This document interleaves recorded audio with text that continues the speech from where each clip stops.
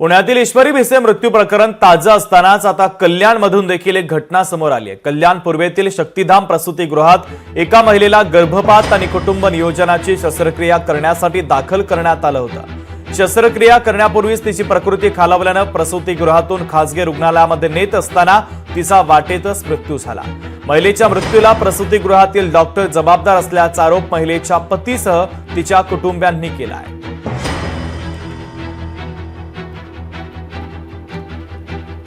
आता आपल्या बरोबर आहात कल्याण डोंबिवली महानगरपालिकेच्या वैद्यकीय आरोग्य अधिकारी शुक्ला मॅम आहेत। सदर महिलेच्या बाबतीत असं सांगता येईल की त्या महिलेने आमच्या ज्या आशा वर्कर असतात त्यांना स्वतःहून कॉन्टॅक्ट केला होता आणि त्यांना सांगितलं होतं की हे मूल मला नकोय, त्यामुळे त्या अबॉर्शन आणि फॅमिली प्लॅनिंगचं ऑपरेशन करून घ्यायला तयार होत्या।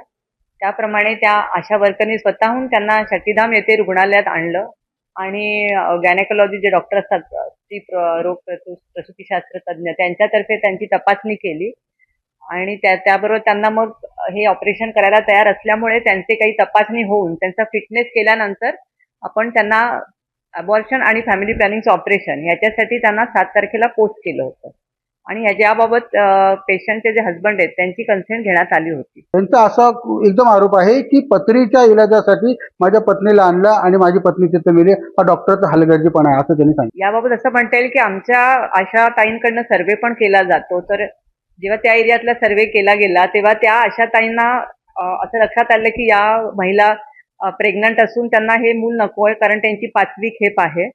तसंच या महिला ज्या भागात राहत होत्या तिथे ज्या राहणाऱ्या आशा ताईंना त्या महिलेने आणि तिच्या हजबंडनी स्वतःहून अप्रोच केलं होतं, त्यांच्या घरी गेले होते आणि सांगितलं होतं की आम्हाला हे मूल नकोय। ज्या आशा वर्कर्स आहेत त्यांना आपण टार्गेट दिला जातो का की कुटुंब नियोजनाचं का अशा महिला असतील त्यांना हॉस्पिटल आणून त्यांचं ते कुटुंब नियोजन ऑपरेशन करावं म्हणून असं का टार्गेट दिला जातो का?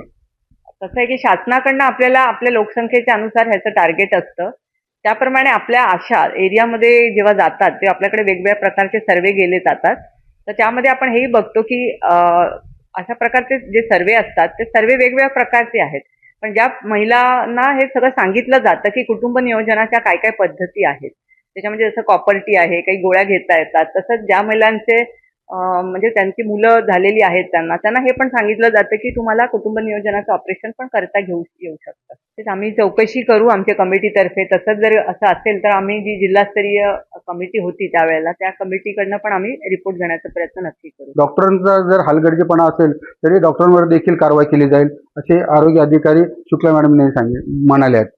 अशोक कांबळे, लोकशाही कल्याण। उन्होंने अपनी वाइफ को लेकर आया था फ्राइडे में ऑपरेशन के लिए, पथरी के लिए ऑपरेशन के लिए, बरोबर है, और उनके पेट में 2 महीने का लड़का था। तो उन्होंने 3 दिन हम लोग को घुमाया कि ऑपरेशन होगा, तो आज का डेट था मंडे का। उन्होंने बोला मंडे को 3 बजे हम लोग ऑपरेशन थिएटर में मिलेंगे, ऑपरेशन करेंगे। तो हम लोग को 4 बजे हम लोग को जाने दिया नहीं, उन्होंने बोला अभी नहीं, ऑपरेशन होने के बाद बुलाऊंगा। बाद में हम लोग जबरदस्ती के हमको मिलने दो, हम लोग ऑफिस में लेके बोले उनको हमने भूल का इंजेक्शन दिया है और उन्होंने तंबाकू खाते उनकी जान गई। और प्रशासन से यही मांगे मेरा जो हॉस्पिटल में उसका पोस्टमार्टम हो और उनके घर वालों को न्याय मिलना चाहिए। आज इथं जी दुर्घटना झाली ते खूप दुःखद आहे आणि जे काही झालेलं आहे ते आता पोस्टमॉर्टम करण्यासाठी बॉडी पाठवतो आम्ही।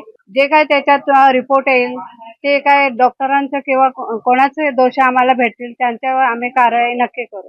आम्ही डॉक्टरांना हे सगळ्या माहिती विचारली तर त्यांनी सांगितलं की आम्ही किंवा तिला अॅनेस्थेशिया दिली, त्याच्यामध्ये ती कोलॅप्स झाली आणि मग नंतर तिला आम्ही दुसऱ्या हॉस्पिटलला रिफर केलं, त्याच्यामध्ये तिचा वाटेतच मृत्यू झाला।